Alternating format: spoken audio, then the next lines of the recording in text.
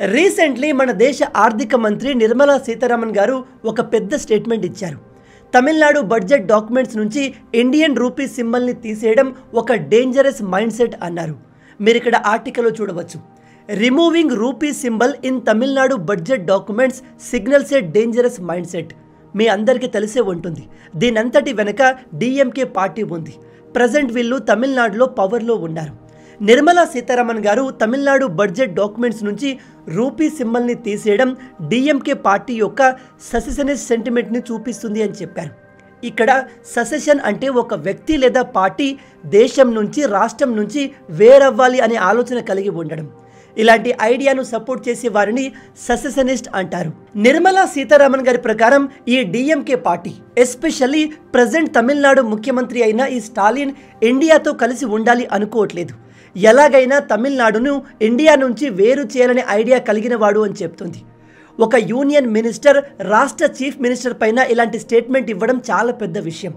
ఇప్పుడు మీలో కొందరు అనుకుంటారు, అసలు తమిళనాడు గవర్నమెంట్ ఇలా ఎందుకు చేస్తుంది? వీళ్లకు హిందీ అంటే ఇష్టం లేదు, దట్ ఈస్ ఫైన్. కానీ వీళ్ళు ఇండియన్ రూపీ సింబల్ని కూడా ఎందుకు రిమూవ్ చేస్తున్నారు? ఈ విషయాల్ని మనం ఈ వీడియోలో డీటెయిల్గా డిస్కస్ చేద్దాం. ప్రపంచవ్యాప్తంగా ఉన్న అన్ని మేజర్ దేశాల్లో వాళ్ళ కరెన్సీ కంటూ ఒక సింబల్ ఉంటుంది. ఉదాహరణకి ఇది అమెరికన్ డాలర్ సింబల్. అలాగే యూరప్కి చెందిన కరెన్సీకి యూరో సింబల్ ఉంది. జపాన్కి, చైనాకి, అలాగే మన ఇండియన్ కరెన్సీకి ఇదిగో ఇది సింబల్. నిజానికి చాలా సంవత్సరాల వరకు మన ఇండియన్ కరెన్సీకి ఎటువంటి సింబల్ లేదు. చివరికి 2010లో ఇండియన్ కరెన్సీ సింబల్ని ఇంట్రడ్యూస్ చేశారు. 2010 నుంచి ఇదిగో ఈ రూపీ సింబల్ ఇండియా వైడ్గా అన్ని రాష్ట్రాల్లో యాక్సెప్ట్ చేయబడింది. దీన్ని యూజ్ కూడా చేస్తున్నారు. 2010 నుంచి 2025 వరకు అంటే 15 సంవత్సరాలు ఈ సింబల్ పైన ఎటువంటి కాంట్రవర్సీ రాలేదు. అన్ని రాష్ట్రాలు ఈ రూపీ సింబల్ని యాక్సెప్ట్ చేశాయి. కానీ ఇప్పుడు సడన్గా తమిళనాడులో అక్కడి ప్రభుత్వం మేము దేవనాగరి లిపిని సపోర్ట్ చేయము, మేము తమిళ్ లాంగ్వేజ్కి ఇంపార్టెన్స్ ఇస్తామని చెప్పి ఇండియా వైడ్గా యాక్సెప్ట్ చేయబడిన ఈ రూపీ సింబల్ని తొలగించి ఇదిగో ఈ తమిళ్ సింబల్ని స్టేట్ బడ్జెట్ డాక్యుమెంట్లో ఇంట్రడ్యూస్ చేశారు. అయితే ఈ డిఎంకే పార్టీ అండ్ ఈ హోల్ సర్కస్ని రన్ చేస్తున్న స్టాలిన్ అర్థం చేసుకోవాల్సిన విషయం ఏమిటంటే ఈ రూపీ సింబల్ అనేది హిందీ లాంగ్వేజ్కి చెందింది కాదు. ఈ సింబల్ని మనం హిందీతో కనెక్ట్ చేయలేము. ఒకవేళ మనం అలా చేస్తే ఇవాళ తమిళనాడు, రేపు కర్ణాటక, తెలంగాణ, ఆంధ్రప్రదేశ్, మహారాష్ట్ర ఇలా అన్ని రాష్ట్రాలు మాకంటూ సొంత లాంగ్వేజ్ ఉంది. ఆ లాంగ్వేజ్ నుంచి ఒక అక్షరాన్ని తీసుకువచ్చి రూపీ సింబల్గా పెట్టుకుంటాము అనవచ్చు. అలా చేయడం మన దేశానికి చాలా ప్రమాదం. పైగా మన ఈ రూపీ లోగో అనేది ఇంటర్నేషనల్గా యాక్సెప్ట్ చేయబడింది. మీరు ప్రపంచవ్యాప్తంగా ఏ దేశానికి వెళ్ళినా ఇండియన్ రూపీ గురించి మాట్లాడితే ఈ సింబల్ మీకు ఖచ్చితంగా కనిపిస్తుంది.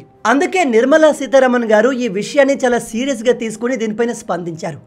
ఇక్కడ ఈమె చెప్పేది ఏమిటంటే ఒకవేళ డిఎంకే పార్టీకి ఈ రూపీ సింబల్తో ప్రాబ్లం ఉంటే వీళ్ళు 2010లోనే ఈ ఇష్యూని ఎందుకు రేస్ చేయలేదు? సడన్గా ఎన్నికలు వచ్చే ముందే ఇవన్నీ వీళ్ళకు ఎందుకు గుర్తొస్తున్నాయి? ఇక్కడ ఇంకో షాకింగ్ విషయం ఏమిటంటే ఈ రూపీ సింబల్ని డిజైన్ చేసింది కూడా తమిళనాడుకు చెందిన వ్యక్తి.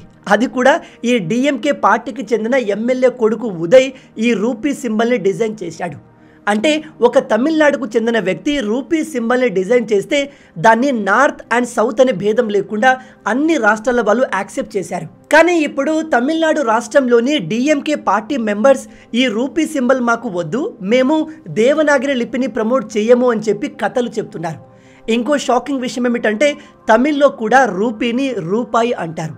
అండ్ రూపాయి అనే వర్డ్ సంస్కృతం నుంచి పుట్టింది. తమిళనాడులో హిందీ లాంగ్వేజ్ పైన స్టార్ట్ అయిన గొడవ ఇప్పుడు నేషనల్ రూపీ సింబల్ దాకా వచ్చింది. ఇది తమిళనాడు రాష్ట్రానికి, దేశానికి అంత మంచిది కాదు. ఈ కాంట్రవర్సీ ఎక్కువ అవడంతో దీనిపైన ఈ రూపీ సింబల్ని డిజైన్ చేసిన ఉదయ ధర్మలింగం రెస్పాండ్ అవుతూ ఈ రూపీ సింబల్ ఇండియాలో ఇంట్రడ్యూస్ చేసి 15 సంవత్సరాలు అవుతుంది. అప్పుడు లేని ప్రాబ్లమ్ని ఇప్పుడు డిఎంకే పార్టీ కొత్తగా క్రియేట్ చేసి సడన్గా తమిళనాడు బడ్జెట్ డాక్యుమెంట్స్ నుంచి రూపీ సింబల్ తీసేయడం నాకు చాలా సర్ప్రైజింగ్గా అనిపించింది. నేను దీన్ని ఎక్స్పెక్ట్ చేయలేదు అని చెప్తున్నాడు. నిజానికి తమిళనాడులో ఈ లాంగ్వేజ్ ఇష్యూని డిఎంకే పార్టీ తమ పొలిటికల్ అడ్వాంటేజ్ కోసం యూజ్ చేసుకుంటున్నారు అనిపిస్తుంది.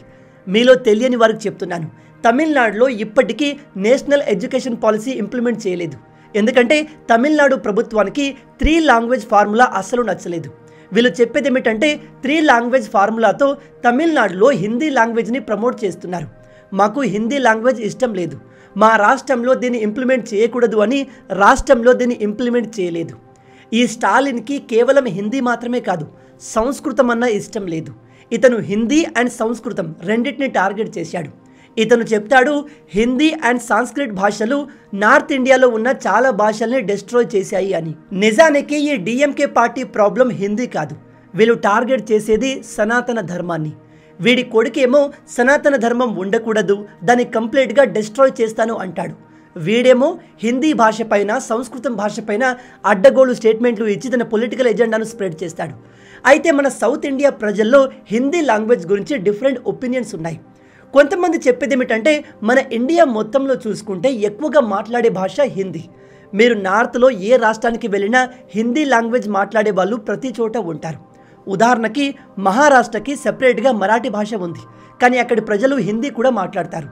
గుజరాత్లో గుజరాతీ భాష ఉంది, వాళ్ళు హిందీ మాట్లాడతారు. పంజాబ్లో పంజాబీ భాష ఉంది, వాళ్ళు కూడా హిందీ మాట్లాడతారు. ఇలా నార్త్ ఇండియాలో వాళ్ళకంటూ మనలాగే సెపరేట్ లాంగ్వేజెస్ ఉన్నప్పటికీ వాళ్ళు హిందీ లాంగ్వేజ్ని మాట్లాడడం అర్థం చేసుకోవడం చేస్తారు. అందుకనే సెంట్రల్ గవర్నమెంట్ మన ఇండియాలో ఉన్న అన్ని రాష్ట్రాల్లో ఎక్కువగా మాట్లాడే హిందీ భాషను దేశవ్యాప్తంగా స్ప్రెడ్ చేసి ప్రజల మధ్య కమ్యూనికేషన్ని మరింత పెంచే ప్రయత్నం చేస్తుంది. ఒక విషయాన్ని బాగా గుర్తుపెట్టుకోండి, ఎప్పుడైతే దేశానికంటూ ఒక సెపరేట్ లాంగ్వేజ్ ఉంటుందో అప్పుడు రాష్ట్రాల మధ్య కమ్యూనికేషన్ బెటర్ అయి బిజినెస్లు ఇంప్రూవ్ అవుతాయి. లాంగ్వేజ్ బ్యారియర్ అనేది ఉండదు. ఇది దేశ అభివృద్ధిని స్పీడప్ చేస్తుంది. కానీ తమిళనాడు ప్రజలు చెప్పేది ఏమిటంటే, తమిళనాడు ప్రజలు అందరూ చెప్పట్లేదు, కేవలం ఇదిగో ఇతని DMK party members and party లీడర్లు చెప్పేది ఏమిటంటే కేంద్ర ప్రభుత్వం హిందీని మా రాష్ట్రంలోకి తీసుకువచ్చి మా భాషను డిస్ట్రాయ్ చేయాలి అనుకుంటుంది, వాళ్ళ ఎజెండాను మా రాష్ట్రంలో ఇంప్లిమెంట్ చేయాలి అనుకుంటున్నారు అని చెప్తారు. అండ్ వీళ్ళ స్టూపిడ్ ఆర్గ్యుమెంట్ ఏంటంటే వీళ్ళు చెప్తారు హిందీని మీరు మా రాష్ట్రంలో ఇంట్రడ్యూస్ చేయాలి అంటే మా తమిళ్ భాషను కూడా నార్త్ రాష్ట్రాల్లో ఇంట్రడ్యూస్ చేయాలి అని. ఒకటి చెప్పండి, తమిళ్ని కేవలం తమిళనాడులో మాత్రమే మాట్లాడతారు, ఆ రాష్ట్రం దాటితే ఆ భాషను ఎవడు మాట్లాడు. ఈవెన్ పక్కనే ఉన్న మన తెలుగు రాష్ట్రాల్లో కూడా కేవలం తమిళ్ భాషతో సర్వైవ్ అవ్వడం చాలా కష్టం, కానీ హిందీ వస్తే సర్వైవ్ అవ్వచ్చు. దేశంలో ఎక్కడికి వెళ్ళినా హిందీ లాంగ్వేజ్ మాట్లాడే వాళ్ళు ఉంటారు. అందుకే సెంట్రల్ గవర్నమెంట్ హిందీని దేశవ్యాప్తంగా స్ప్రెడ్ చేసే ప్రయత్నం చేస్తుంది. మన తెలుగు రాష్ట్రాల్లో హిందీ యాజ్ ఎ థర్డ్ లాంగ్వేజ్గా ఎప్పటి నుంచో ఉంది, కానీ దాని ద్వారా మన తెలుగు లాంగ్వేజ్ డిస్ట్రాయ్ అయిందా? ఇందాక మెయిన్ వీడియోలో నేను ఒక విషయం చెప్పడం మర్చిపోయాను. నేషనల్ ఎడ్యుకేషన్ పాలసీ 2020 ప్రకారం సెంట్రల్ గవర్నమెంట్ ఏ రాష్ట్రం పైన హిందీని ఇంపోజ్ చేయట్లేదు. ఇప్పుడు తమిళనాడు రాష్ట్రంలో అక్కడ అధికారంలో ఉన్న పార్టీ కేంద్ర ప్రభుత్వం మా పైన హిందీని రుద్దుతున్నారు అని చెప్తుంది, కానీ హిందీ ఏ రాష్ట్రంలో మ్యాండటరీ కాదు. నేషనల్ ఎడ్యుకేషన్ పాలసీ 2020 ప్రకారం 3 లాంగ్వేజెస్ నేర్చుకోవాలి. అందులో ఒకటి మదర్ టంగ్ ఖచ్చితంగా ఉండాలి, 2 నేషనల్ లాంగ్వేజ్ ఫర్ షూర్గా ఉండాలి. ఇంగ్లీష్ నేషనల్ లాంగ్వేజ్ కాదు. ఉదాహరణకి తమిళనాడులో ఉన్న స్టూడెంట్ తమిళ్ నేర్చుకోవాలి, వాళ్ళు హిందీ నేర్చుకోవాల్సిన అవసరం లేదు, అది కంపల్సరీ కాదు. హిందీ కాకుండా తెలుగు నేర్చుకోవచ్చు, కన్నడ నేర్చుకోవచ్చు, గుజరాతీ, పంజాబీ ఏదైనా నేర్చుకోవచ్చు. హిందీయే నేర్చుకోవాలని ఎక్కడా లేదు. కానీ తమిళనాడు రాజకీయ నాయకులు మాత్రం కేంద్ర ప్రభుత్వం మా పైన హిందీని రుద్దుతుంది అని చెప్తున్నారు. వాళ్ళు ప్రజల్ని మిస్లీడ్ చేస్తున్నారు.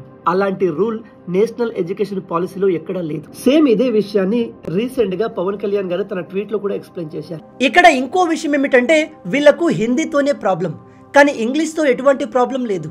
ఇంగ్లీష్ గురించి వీళ్ళు నోరు మెదపరు. మీరు చెప్తే నమ్మరు, తమిళనాడులోని చాలా ప్రాంతాల్లో ప్రీమియం స్కూల్స్లో ఇంగ్లీష్ లాంగ్వేజ్ తప్ప వేరే లాంగ్వేజే ఉండదు. ఒకవేళ డిఎంకే పార్టీ ఇదంతా కేవలం తమిళ్ భాషను కాపాడడం కోసమే చేస్తుంది, ఇందులో వేరే రాజకీయ కోణం లేదు అంటే మరి ఆ స్కూల్స్ పైన యాక్షన్ తీసుకోవాలి కదా. వీళ్ళు అలా చేయరు, ఎందుకంటే అది వాళ్ళ ఎజెండాలో ఫిట్ కాదు. ఈ డిఎంకే ప్రభుత్వం కావాలనే తమ పొలిటికల్ అడ్వాంటేజ్ కోసం మాత్రమే యాంటీ హిందీ సెంటిమెంట్ని ప్రజల్లో క్రియేట్ చేస్తుంది అని చాలామంది భావిస్తున్నారు. ఈ లాంగ్వేజ్ ఇష్యూ గురించి మీరేమనుకుంటున్నారు? సనాతన ధర్మాన్ని డెంగ్యూ, మలేరియాతో కంపేర్ చేసి అసలు ఈ ధర్మమే లేకుండా చేస్తాము అనే ఈ డిఎంకే పార్టీ ఈ హిందీ డ్రామాని ఎందుకు చేస్తుంది కావచ్చు? మీ ఆలోచనల్ని కింద కామెంట్లో చెప్పండి. ఇక్కడ ఇంకో ఇంపార్టెంట్ విషయం, మన ఇండియాలో ప్రజలు లాంగ్వేజ్ల గురించి, మతాల గురించి కొట్టుకుంటూ ఉంటే మన పక్కనే ఉన్న బంగ్లాదేశ్ దాదాపు 2000 మంది ఉగ్రవాదుల్ని నార్త్ ఈస్ట్ రాష్ట్రాల్లోకి పంపి డిస్టర్బెన్స్ని క్రియేట్ చేసే ప్రయత్నం చేస్తుంది. ఈ టాపిక్ పైన వీడియో త్వరలో రాబోతుంది. మొత్తంగా ఇవే ఈ వీడియోకి సంబంధించిన పూర్తి విషయాలు. ఈ వీడియో మీకు నచ్చింది అనుకుంటున్నాను. నచ్చితే అలా ఊరికే చూసి వెళ్ళిపోకుండా వీడియోని లైక్ చేయండి. ఈ వీడియోకి నేను మీకు ఇచ్చే లైక్స్ టార్గెట్ 5000 లైక్స్. చాలా ఈజీ, సింపుల్గా చేసేయండి. మీరు కొట్టే లైక్స్కి కింద ఉన్న లైక్ బటన్ పగిలిపోవాలి. అండ్ ఇలాంటి మరిన్ని ఇంట్రెస్టింగ్ వీడియోస్ కోసం మన ఛానల్ని సబ్స్క్రైబ్ చేసి మమ్మల్ని సపోర్ట్ చేయొచ్చు కదా. ఇది మీకు కంప్లీట్లీ ఫ్రీ, కానీ మీరు చేసే ప్రతి ఒక్క లైక్ అండ్ సబ్స్క్రిప్షన్ మాకు మరిన్ని వీడియోస్ చేయడానికి ఒక మోటివేషన్లా ఉంటుంది. కాబట్టి వీడియోని లైక్ చేసి ఛానల్ని సబ్స్క్రైబ్ చేయడం మర్చిపోవద్దు. రాబోయే వీడియోలో ఇంకో ఇంట్రెస్టింగ్ టాపిక్తో మళ్ళీ కలుద్దాం. అంటిల్ దెన్, జై హింద్.